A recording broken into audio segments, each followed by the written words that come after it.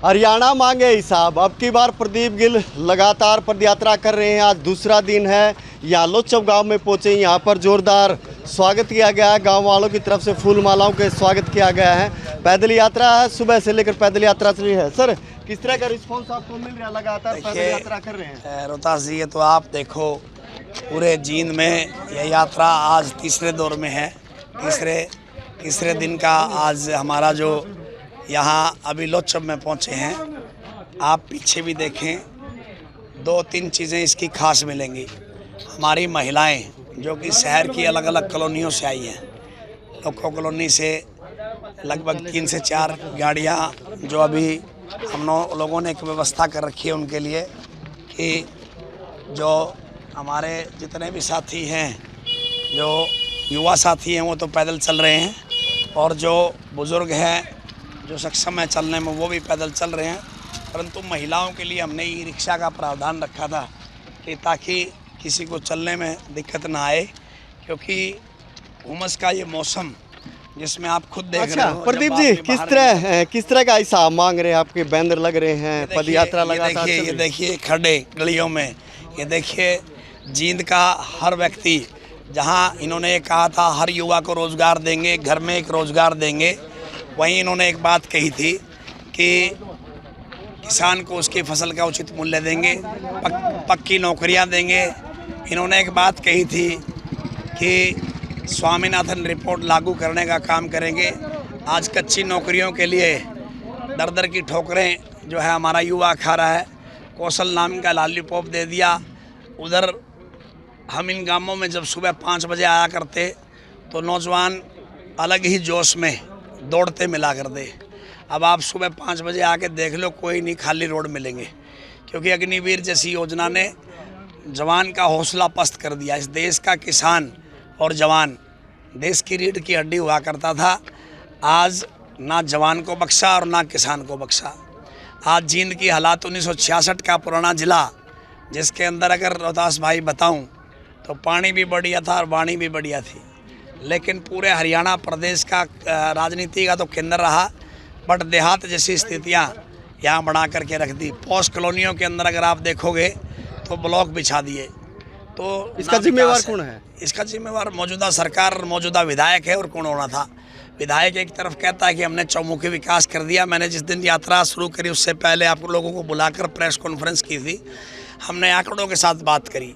दोबारा आ जाए, किसी चौपाल में आ जाए, किसी गांव में आ जाए, किसी गली में आ जाए, विधायक एक बार बात करके देखे कि क्या विकास किया। हाँ, उनके अपनों का विकास ज़रूर हुआ होगा, उनके चहेतों का विकास ज़रूर हुआ होगा, लेकिन इस जींद की जनता ने जितनी बार इन्हें जिता करके भेजने का काम किया, अब लोग ठगा सा महसूस कर रहे हैं। तो ये यात्रा जींद का भी हिसाब मांग रही है और हरियाणा प्रदेश का भी, नौजवानों की रोजगार का भी, इतिहास का भी मांग रही है। तो मोटिव क्या रहेगा आप लोगों के बीच में? किस तरह का उत्साह मिल रहा है? लोग आपसे बात कर रहे हैं, क्या कह रहे हैं लोग आपसे? देखिए, लोग तो ये कह रहे हैं कि सबसे पहले तो हमें इन कुछ जो लोग हैं जो इस जींद को खाते आए हैं दीमक की तरह, एक तो इनको चलता कर दो। हमारे को ऐसा व्यक्ति चाहिए जो जनता के बीच का व्यक्ति हो। वो कोई ज़रूरी नहीं कि प्रदीप गिल ही हो, कोई भी नौजवान हो, लेकिन वो हो ऐसा जिसके कुआड़ों के लात मार के खोला जा सके। वो इनका सच्चा हितैषी वकील होना चाहिए। ऐसा नहीं कि बन के बैठ गया और फिर उसके बाद ना तो इनके दुख सुख में आता और ना इनकी कोई सुध लेता। ये चाहते हैं। अगर इनकी उम्मीदों पर मैं खरा उतरा तो आने वाला कहीं ना कहीं सेवक मैं हो सकता हूँ इनका। लोग तो प्रदीप गिल को चाह रहे हैं। लगातार आपकी यात्रा पुरानी पहचान है, पुरानी राजनीति के युवा हैं, दुख सुख में जाते हैं और जो खिलाड़ी हैं उनकी आप मदद करते हैं। जी देखिए भाई, 14 साल के अरसे में मेरा तो प्राथमिकता रही है कि मैं गरीब की आंख में आंसू नहीं देख सकता, गरीब की आंख में पानी नहीं देख सकता। मैं परिवार ऐसे से आता हूँ जिसका राजनीतिक कोई मतलब कोई राजनीतिक घराना नहीं है। राजनीतिक घराना मेरा राजनीतिक घराना नहीं है। मेरा पिताजी सिंपली एक अध्यापक थे। अध्यापक के घर में जन्म हुआ और मैं 36 बिरादरी का इसलिए चाहता हो सकता हूँ क्योंकि 14 साल के अरसे में मुझे ये पता है कि जो धरातल पर काम करता है उसकी टीस क्या होती है, अपने नेता से उपेक्षाएं क्या होती हैं। वो मेरी उपेक्षाएं जब मेरे नेताओं के प्रति थी तो मुझे ये पता है कि आज टीस इस नौजवान की क्या है। तो मैं इसलिए चहेता हो सकता हूँ क्योंकि मुझे इनकी तकलीफ़ का पता है। लगातार गर्मी पड़ रही है, आपके साथ काफिला लंबा, माताएं बहनें युवा हैं, ये बदलाव है एक प्रकार का। आपने जो पैदल यात्रा कर रहे हैं, आप बदलाव चाहते हैं, जो ऊपर की लड़ाई है वो आप कैसे लड़ पाएंगे? देखिए, ऊपर की लड़ाई तो हमारे नेताओं ने कह दिया।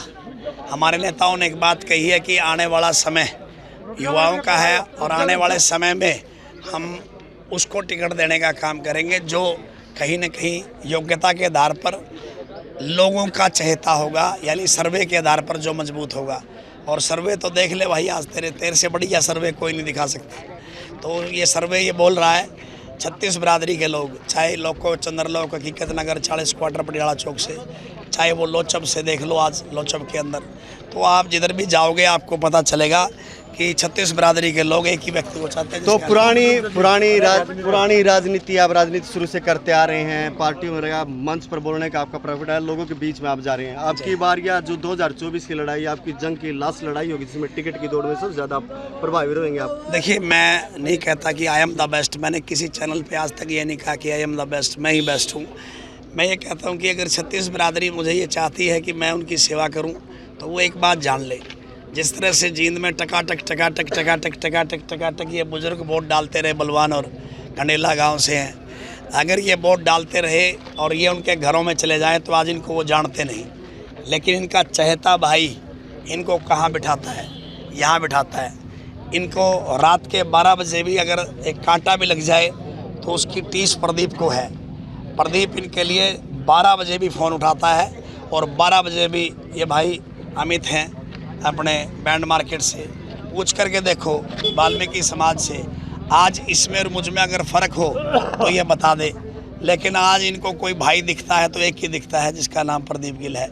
मेरी ताकत तो ये लोग हैं और टिकट तो भाई बाद की बातें हैं। पहले तो धरातल पर आदमी मजबूत होगा जब टिकटों की बात होती है। आप धरातल पर मजबूत हैं, वैसे मजबूत हैं, लोग आपको चाहते हैं। ये लड़ाई मुश्किल है आपकी बार, प्रदीप गिल क्या कर दिखाए पाएंगे जींद की जनता के लिए? मैं जींद की जनता को एक ही विश्वास दिला सकता हूं, जो किसी ने नहीं किया वो भाई करेगा इनके लिए। सबसे पहला तो आदमी क्या चाहता है? ये चाहता है कि उसका जो चुना हुआ प्रतिनिधि है वो उसको सम्मान दे। जब तक वो उसको सम्मान नहीं देगा वो उसकी सुनेगा क्या, और सुनेगा नहीं तो भाई करेगा क्या? मैं तो ये पूछता हूँ, इनमें से कोई एक बार तो किसी के आगे कैमरा ले जा, किसी के आगे माइक ले जा, अगर इनका सबके पास मेरा नंबर ना हो तो बता देना। और आधी रात को अगर ये मेरे से एक बार फ़ोन करेंगे तो और कोई इनकी आवाज़ सुने ना सुने, इनका भाई आवाज़ सुनेगा। क्यों सुनेगा? एक ही बात है, क्योंकि मेरा घर, मेरा जन्म कोई ऐसी जगह नहीं हुआ जहाँ चांदी की चम्मच लेके मैं पैदा हो गया। मैं तो स्टील वाली लेके पैदा हुआ और आज भी मैं इनके साथ खड़ा हूँ। लेकिन मेरी ताकत ये लोग हैं, ना कि मैं इनकी ताकत हूँ। मैं इनकी ताकत बढ़ने के लिए कोशिश कर रहा हूँ। जिस दिन बन गया तो एक वादा है आपके माध्यम से, गरीब की आंखों में पानी नहीं आने दूंगा। तो सरकार ने कच्चे कर्मचारियों को पक्का करने की भी गारंटी दी है 2 दिन भाई। ये तो ये सारी गारंटी दे देंगे, 1.5 महीने में चैन पे कि मैं खुआ ले, हर किते बुला ले, चाहे किते बुला ले कि मैं खुआ ले। हर चीज़ के लिए यहाँ भर लेंगे। बेब्या ने कोथड़ी भी दे देंगे और वह सब की में दे देंगे। सुनो, बेब्या की कोथड़ी की बात आई, मैंने पूछा, कहने लगे मुख्यमंत्री कह रहा है बेब्या ने कोथड़ी दूंगा। अरे कोथड़ी नहीं, उस बेब्या ने न्यू पूछ सर पे हाथ धर के कि तेरी बेटी की फीस है कि नहीं देना है, तेरे बेटे की फीस है कि नहीं देना है। उस बेबे में पूछ तेरी रात की रोटी का जुगाड़ क्या है। एक दिन 1 किलो घेवर खातर थोड़ी हम चाल रहे हैं। हमें घेवर नहीं चाहिए, हमें चाहिए भूख जिससे हम निजात पाएँ, हमें चाहिए शिक्षा जिससे हम निजात पाएँ, हमें चाहिए रोजगार जिससे हमारी ज़िंदगी चले। समझ गए? ये सब चाहिए हमें। तो लोगों का भरपूर प्यार मिल रहा है, बच्चे भी आपके साथ है, युवा भी, महिलाएं, तो मैसेज क्या रह रहा है, लोग क्या कह रहे हैं? सिर्फ एक मैसेज है जनता के बीच का, जनता का भाई इनके बीच है और लड़ाई लड़ेंगे पक्का।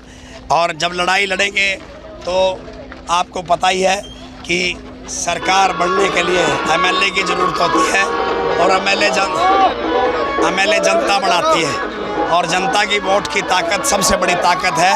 चौधरी भूपेंद्र सिंह हुड्डा ने, चौधरी दीपेंद्र सिंह हुड्डा ने ये बात कही है कि जिसके पीछे जनता होगी, जो सर्वे में नंबर 1 पे आएगा, हम उसे विधानसभा देखना चाहेंगे।